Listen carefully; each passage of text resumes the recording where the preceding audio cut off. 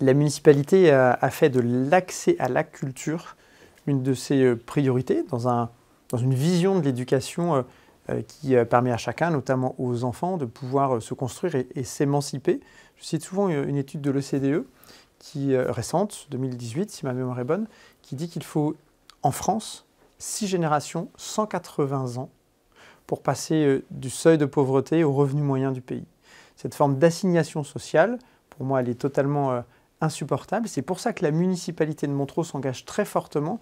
dans l'éducation pour permettre d'accélérer cet escalier social et que les enfants de Montereau, nous sommes ici dans une ville très populaire avec des gens qui affrontent beaucoup de difficultés sociales, et bien permettre aux enfants de ces familles de pouvoir se construire un avenir maîtrisé, choisi et qui leur permettent de progresser dans la société et dans leur vie. Et c'est pour cela que nous sommes très engagés sur les questions éducatives et c'est pour cela que nous sommes aussi très engagés en matière de culture. Il n'y a pas d'assignation culturelle non plus et dans cet élan d'ouverture, d'amener les enfants à s'ouvrir sur toutes les cultures pour s'ouvrir sur le monde qui les entoure, pour comprendre les codes de la société dans laquelle nous vivons, eh bien, il y a l'accès aux cultures au pluriel, notamment aux cultures plus classiques, celles qui souvent ne sont pas présentes dans les quartiers populaires. Et c'est pour cela que la ville de Montereau, avec de nombreux partenaires, s'engage avec la cité éducative, avec des orchestres,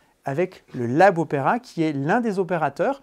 en Seine-et-Marne, dans le cadre d'un réseau national de mise en accessibilité de la culture de l'art lyrique auprès des populations qui, quelquefois, en sont éloignées. Alors, ça fait plusieurs années que nous sommes engagés tous ensemble dans cette dynamique. Et je suis très heureux, en cette année 2025, que ce soit la Flûte enchantée, l'opéra magique, si je puis dire, le plus connu, celui avec les airs, en tout cas, les plus connus, l'air de la Reine de la Nuit, tout le monde le connaît, sans forcément savoir d'ailleurs que c'est du Mozart. Et bien ici, on va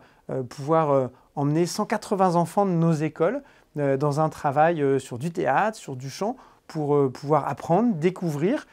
se frotter un peu à une culture qu'ils ne connaissent pas. Et puis ce qui est magique aussi, c'est qu'ils vont pouvoir se produire sur la grande scène de Montereau, au Majestic, en levée de rideau de la répétition générale, qui sera aussi la séance scolaire. Et ça, je crois que ça va amener beaucoup de fierté, à la fois chez les élèves, chez les enfants eux-mêmes, mais aussi chez leurs camarades, chez leurs parents, qui vont pouvoir venir